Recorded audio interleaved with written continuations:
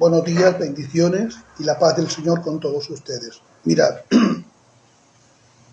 en esta mañana les voy a comentar un poquito más sobre la historia del Gilgamesh e Israel que les estuve contando ayer noche. Estoy meditando en esta noche y esta mañana y digo, voy a grabar un vídeo antes de que se me olvide. Como veis, sin apunte. Esto también es un error por mi parte, sin tomar los apuntes, pero bueno, les voy a comentar a raíz de la información que he podido tomar mediante la lectura que tomé en su tiempo, ¿vale? No es una lectura reciente de ayer o antes de ayer, esto es de hace mucho tiempo. Mirad, los sumerios, los babilónicos, como los egipcios, en cuanto a escritura, gloria al Señor, pues empezaron a redactar sus historias y la dejaron impregnadas, gloria al Señor, en tablillas, en papiros, etcétera, etcétera, antes que los propios judíos en sí.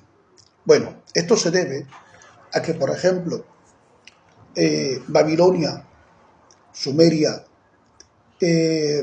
Egipto, eran ciudades que ya estaban establecidas y tenían, pues desde un principio, pues esta costumbre de redactar sus historias, tanto lo bueno como lo malo. Israel ha sido siempre un pueblo nómada, saliendo desde, por ejemplo, de Egipto. Ellos se dejaron llegar o se dejaron guiar por la tradición oral. Aunque Dios, en el monte Sinaí, pues les da unas leyes, unas legislaciones, unos preceptos, unos estatutos al pueblo, en los 10 mandamientos, como conocemos, ellos aún prosiguen con la tradición oral. Es en el desierto,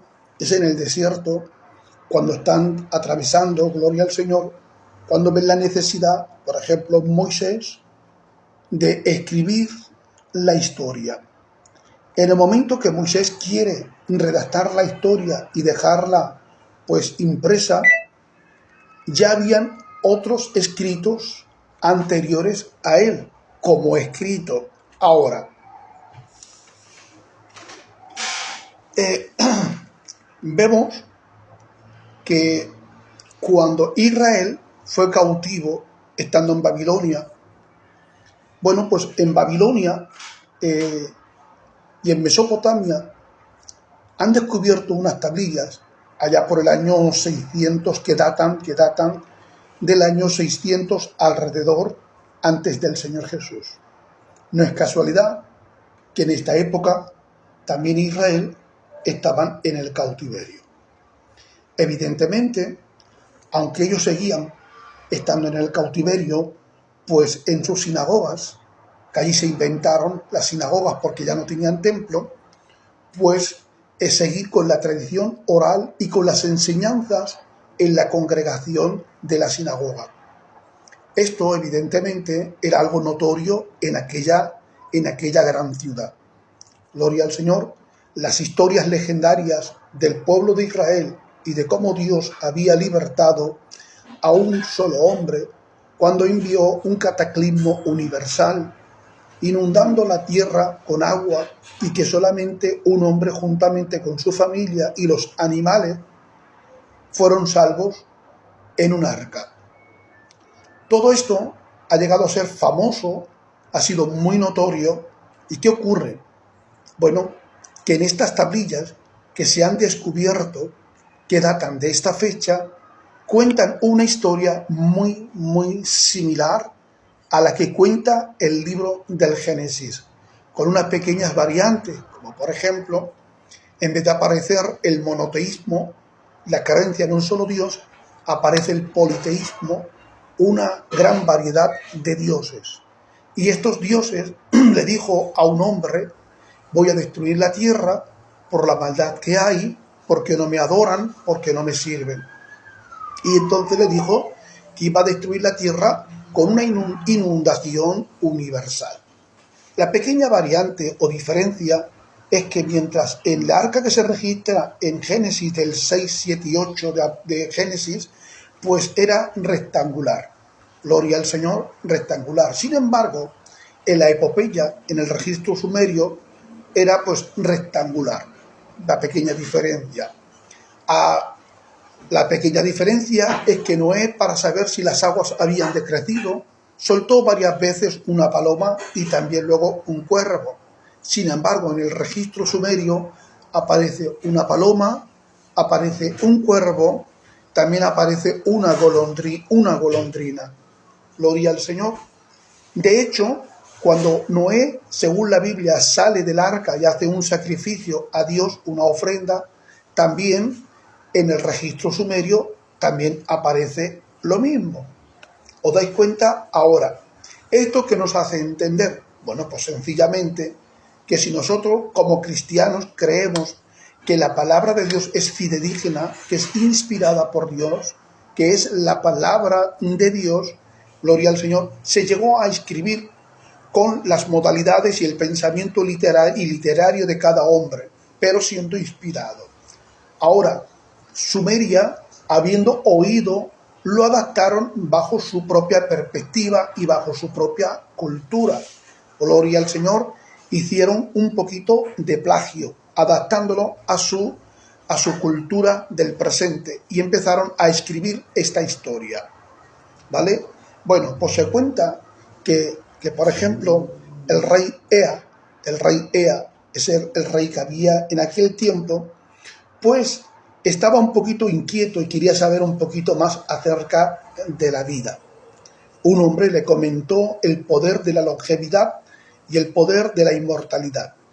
Y le mostró unas hierbas que posiblemente eran unas hierbas mágicas y que tienen el poder de proporcionar la vida.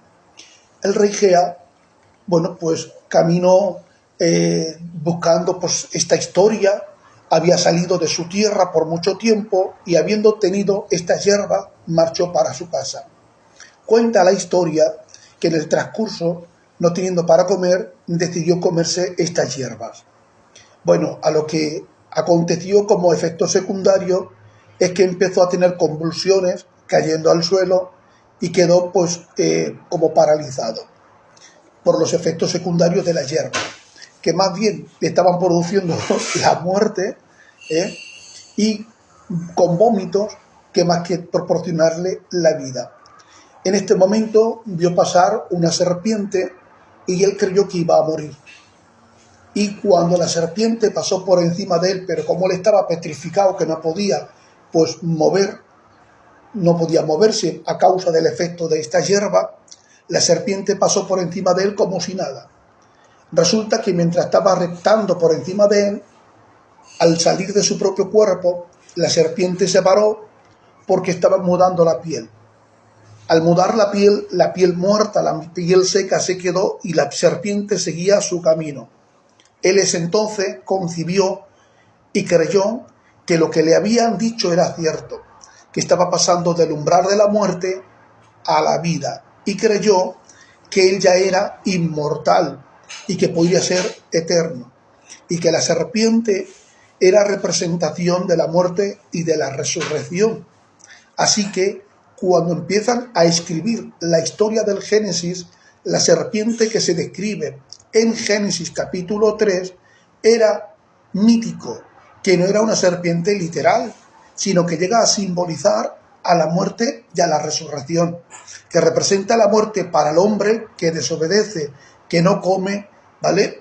Pues de ese árbol de la vida que aparece en Génesis, y lo adaptan a su cosmovisión y su idea sobre los dioses, bajo la cultura que ellos tienen. Así que, hermanos, tenemos que darnos cuenta que la Biblia es fidedigna y no ha hecho copia de nada. Es cierto que en cuanto a escrito, la Biblia fue tardío. Lo que fue temprano fue la tradición oral que se enseñaba de generación en generación. Antes de escribirse en la Biblia como registro, ya habían otros registros, pero que estaban plagiando la historia tradicional y oral de Israel.